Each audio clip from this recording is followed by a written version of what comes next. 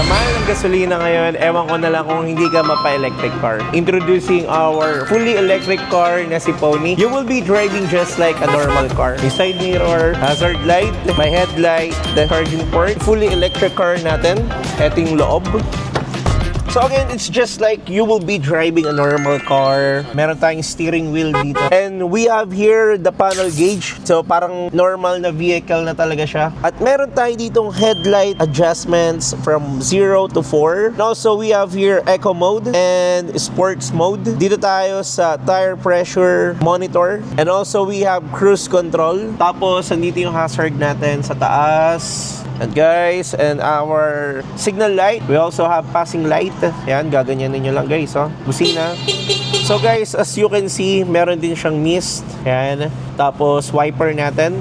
Napakaganda gamitin nito guys, para ka talaga nagmamaneho ng normal na car talaga. You will have here your passenger, the driver, and also kasya yung tatlo dun sa likuran. Pakita ko sa inyo yung controls ng fully electric car natin. Dito, yung controls natin sa mga bintana. So yan, so you can see down, up, tapos sa kabila, down, up. Then dito yung reverse, neutral, drive. So for example, itong reverse natin, pihitin nyo lang dyan. Then sa panel gauge, makikita nyo na nakaswitch na kayo sa reverse. Kapag nakikita nyo yung camera natin sa likuran, balik na natin sa neutral. Yan, babalik na sa dati yung panel gauge nya. And of course, yung aircon natin, yan, kitang-kita nyo, napakalamig. Of course, ang hindi mawawala, yung radio. Yan, pwede din kayo magsaksak ng USB. You choose the channel. Mahal nila ng MX3.